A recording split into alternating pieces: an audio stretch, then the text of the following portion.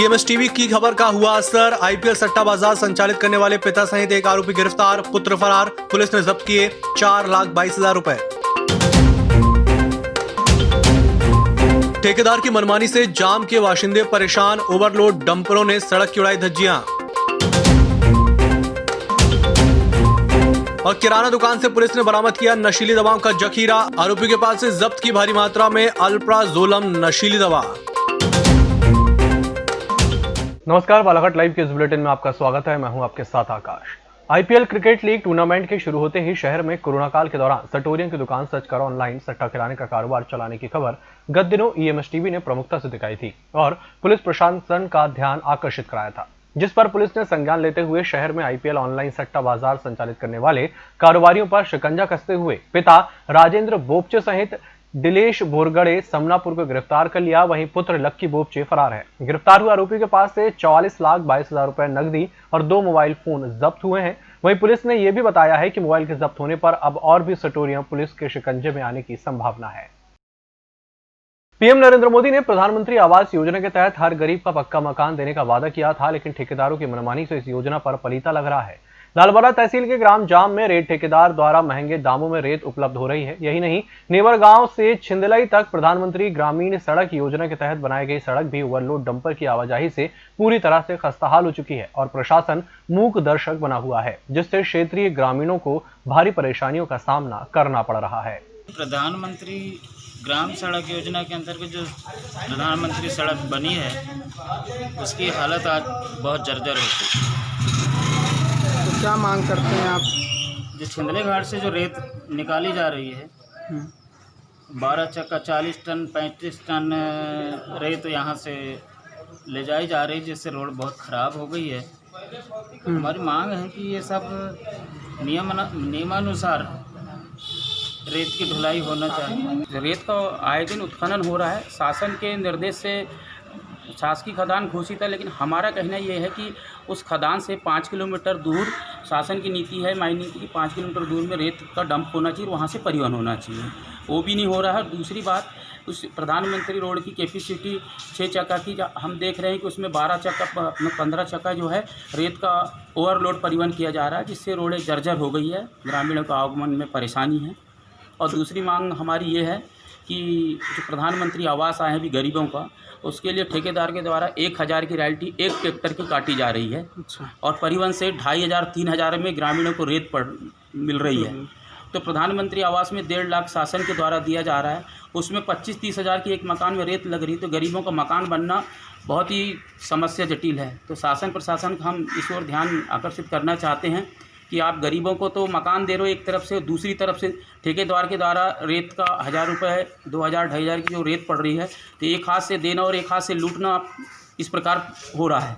तो आपने जिला प्रशासन को कोई ज्ञापन वगैरह? माननीय कलेक्टर महोदय को हमारे द्वारा ज्ञापन दिया गया। कलेक्टर महोदय के द्वारा कहा गया है कि शासन ने कहीं पर भी प्रधानमंत्री आवास के लिए रेत छूट नहीं दी गई है। अगर शासन की नीति छूट की आती है तो मैं वो निर्देश ठेकेदार को करूँगा, ये माननीय कलेक्टर महोदय के द्वारा कहा गया है। विगत दिनों से शहर में युवा वर्ग नशीली दवाओं का सेवन कर आपराधिक घटनाओं को अंजाम देने का कार्य करने की घटना हो रही है, जिस पर पुलिस ने नशीली दवा का खुलासा किया है, जिसमें नशीली दवा मामले में एक मेडिकल व्यवसायी, किराना दुकानदार सहित अन्य 3 लोगों को पकड़ा गया, जो बिना डॉक्टर पर्ची के नशे की दवा बेचते थे। बताया गया कि बिशन पिता सोमजी नागेश्वर निवासी वार्ड नंबर 4 शांति नगर का अपनी बैहर रोड शारदा मंदिर के आगे स्थित अनाज किराना दुकान में अल्प्राजोलम नशीली दवाएं बेचता है। आरोपी बिशन नागेश्वर की दुकान में दबिश देकर भारी मात्रा में अल्प्राजोलम टैबलेट की 30 पत्ते कुल 300 गोलियां बरामद की गई। या नशीले जो भी पदार्थ हैं, उनसे अपने बालाघाट शहर के युवकों को और समाज को बचाने के लिए ये कार्रवाई की गई। इसमें 5 आरोपी जो हमें उनके पास वो जो एक दवाई है, जो नशीली दवाई अल्प्राजोलम, ये अल्प्राजोलम के उपयोग से ही ये लोग नशे का उपयोग कर रहे थे। साथ ही साथ वैसे तो ये शेड्यूल है जिसको कि प्रिस्क्रिप्शन पे दिया जा सकता है, परंतु उसका यदि डॉक्टर के प्रिस्क्रिप्शन के बिना उसका कुछ लोग इसको नशे के तौर पर उपयोग कर रहे थे। और इन आरोपियों द्वारा इस दवाई को, जैसे आरोपी बिशन पिता सोमजी नागेश्वर, साथ में सागर भास्कर, आशीष तलासे, विमल, अजय, ये 5 आरोपियों को थाना कोतवाली टीम ने CSP कोतवाली रीजनल एसपी बालाघाट ने पूरे एक गोपनीय तंत्र को उसमें जागृत करते हुए और कुछ जो अपने जागरूक लोग हैं उनकी शिकायत पर ही ये कार्रवाई की गई। इनके पास से अलग अलग उसमें कुल 600 गोलियां अल्ट्राजोलम की बरामद हुई है। कटंगी तिरोड़ी रेल परियोजना के निर्माण कार्य के लिए जिन किसानों की भूमि रेलवे ने अधिग्रहित की थी उन किसानों को तय शर्तों के मुताबिक नौकरी नहीं मिल पाई, जिस कारण जिन किसानों ने अपनी जमीन रेलवे को दी थी उन्हें 6 अक्टूबर से तिरोड़ी में विरोध प्रदर्शन करते हुए भूख हड़ताल पर बैठ गए हैं। दरअसल किसानों ने 6 अक्टूबर से परियोजना का निर्माण कार्य बंद कराने का फैसला लिया था, लेकिन अब किसानों ने काम को यथावत चालू रखते हुए भूख हड़ताल का फैसला लेकर भूख हड़ताल पर बैठ गए हैं। कितनी जमीन गई है आपकी रेलवे में? हमारी 3 एकड़ के लगभग चली। अच्छा, चले गई। तो इसके बाद आपके पास कोई ज़मीन है? नहीं। तो अब क्या करते हैं आप? कैसे जीवन चल रहा है आपका? मजदूरी करो। और अच्छा, तो क्या आपने भी दूसरे लोगों की तरह नौकरी के लिए आवेदन किया है? हाँ, कब किए थे आवेदन? सभी के साथ में। अच्छा, तो जो आज आंदोलन में बैठे हैं आप लोग, और क्या बताना चाहेंगे, कैसे चल रहा है आपका जीवन? क्या क्या तकलीफ हो रही है ज़मीन जाने के बाद? ज़मीन जाने से कुछ भी नहीं मिल रहा है, वहाँ पे मजदूरी करना पड़ता है अपना। कितने लोग हैं परिवार में आपके? हम 5-6 लोग हैं। 5। तो मजदूरी से चल जाता है परिवार आपका? चलाना पड़ता है। चलाना पड़ता है। सर, हमारे कटंगी तिरोड़ी रेलवे ब्रॉडगेज निर्माण के लिए भूमि अधिग्रहण की गई थी। 8 अप्रैल 2019 को हमारी स्क्रीनिंग प्रक्रिया पूर्ण की गई थी। उसके बाद मेडिकल प्रक्रिया 15 अक्टूबर 2019 में कंप्लीट कर ली गई है। आज तक हमारा वेरिफिकेशन के लिए डाटा वो रुका हुआ था, वो भी पूर्ण कर लिया गया है। आज हमको अभी तक का हमको किसी प्रकार का भी ज्वाइनिंग लेटर नहीं आया और ये प्रक्रिया धीरे धीरे 1 साल हो चुकी है। आपके हाथ में एक लेटर दिख रहा है, किस चीज़ का लेटर है ये? ये हम PMO एक फिक्स किए थे, PMO को शिकायत किए थे कि हमारा किस प्रकार से क्यों कार्य रुका हुआ है। अच्छा, तो क्या जवाब आया वहाँ से? उसमें जवाब दिया गया है कि वहाँ पर सत्यापित वेरिफिकेशन रुका हुआ है, आपका ये प्रक्रिया पूर्ण हो जाने के बाद आपको नौकरी दे दी जाएंगी। इस प्रकार से एक लेटर में लिख के आया है। तो क्या आप उनके जो ये जवाब है इससे आश्वस्त नहीं हुए कि नौकरी मिलेगी नहीं मिलेगी? सर, हम अस्वस्थ तो ये लिखे इस कारण कि हम वेट करते हैं सभी भाइयों के साथ, लेकिन बताते गए कि आप उनके साथ होंगे उनके साथ होना, लेकिन किसी प्रकार से कार्रवाई इनकी भी नहीं हुई, ना हमारी किसी प्रकार की भी कार्रवाई अभी तक पूर्ण नहीं की गई। अच्छा, क्या प्रभाव पड़ा है आपके जीवन में नौकरी नहीं मिलने से? कितने साल से घूम रहे हैं आप? आज सर 4 साल हो चुका है। हम इसके पहले एजुकेशन वगैरह की पढ़ाई कर रहे थे, अभी पढ़ाई को पूर्ण तरह से बंद कर दी गई है और इसके भरोसे हम बैठे हैं रेलवे पे जो हमको नौकरी देनी थी, अभी तक नहीं दी गई। कहाँ तक एजुकेशन किया है? हमने मेरा ITI है, BA फाइनल है और PGD से भी रनिंग कर रहा हूँ। अच्छा, क्या उम्र हो गई आपकी? 22 एज और आप लगातार 4 साल से घूम रहे हैं? इस चीज़ों की कार्य प्रणाली में लगे। बुलेटिन में चला छोटे से ब्रेक का, जल्द हाजिर होंगे।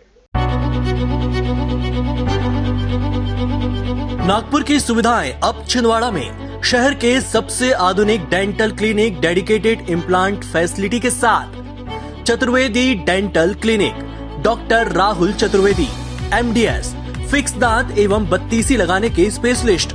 क्लिनिक में उपलब्ध सुविधाएं: दांतों की सड़न का इलाज, लैमिनेट द्वारा दांतों का सौंदर्यीकरण, आड़े टेढ़े दांतों को ठीक करना, स्माइल डिजाइनिंग, फिक्स बत्तीसी, dental implant, cast partial denture, root canal treatment, fix cap एवं ब्रिज, निकल लेन लगाने वाली बत्तीसी। समय सुबह 11 बजे से रात्रि 9 बजे तक, सोमवार से रविवार। स्थान पोला ग्राउंड, पांडे नर्सिंग होम के सामने, छिंदवाड़ा। मोबाइल नंबर 9755496232 और 8839315742। हर घूंट सेहत से भरपूर, without sugar, without caffeine and with natural tea colour. Ayur Amrit herbal tea अपनाइए, जो हृदय के लिए रामबाण औषधि है। अब टी नहीं, सिर्फ आयुर अमृत हर्बल टी। ब्रेक के बाद एक बार फिर से आपका स्वागत है।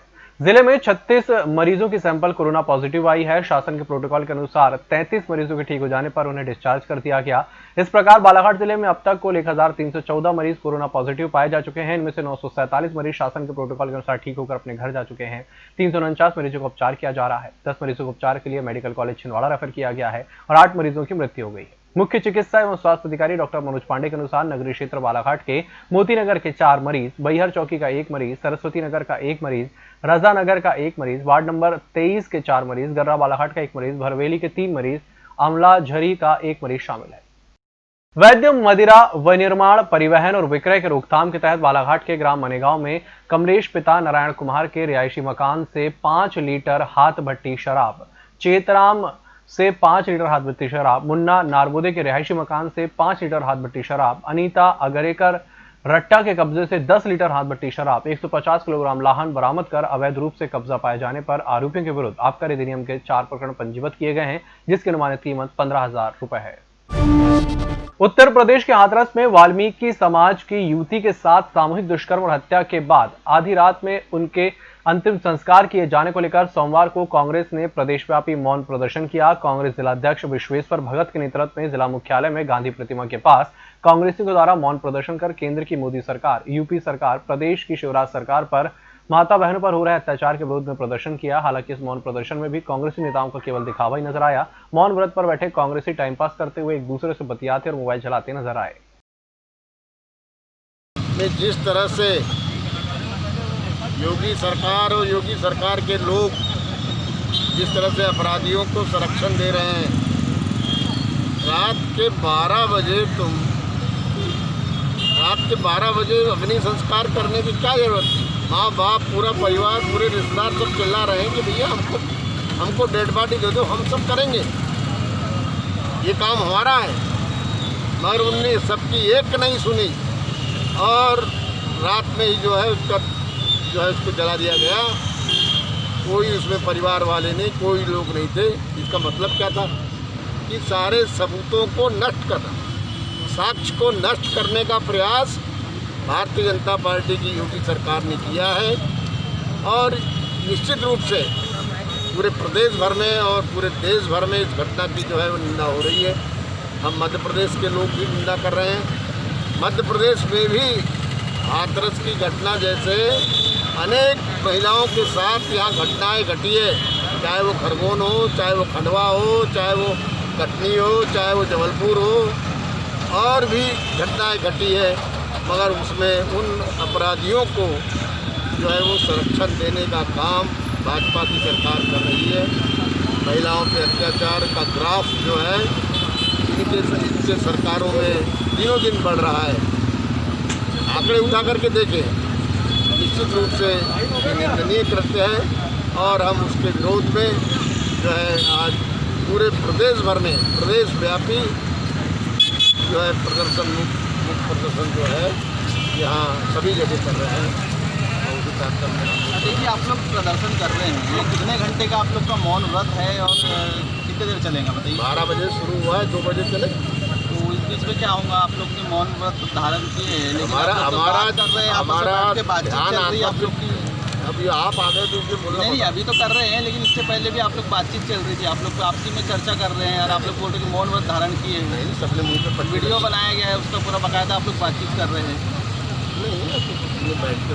नहीं तो बताइए ना, मौन व्रत थोड़ी होता है, इसको मौन व्रत थोड़ी बोला जाता है। आपका 12 बजे चालू हो गया तो आप लोग को शांत रहे, चलिए बाइक दे रहे हो तो ठीक है, लेकिन बाकी समय आप लोग व्हाट्सएप पे ला रहे हैं, बातचीत कर रहे हैं, सख्ती से पालन करेंगे। इस बुलेटिन में फिलहाल इतना ही। इसी के साथ मुझे दीजिए इजाजत। नमस्कार।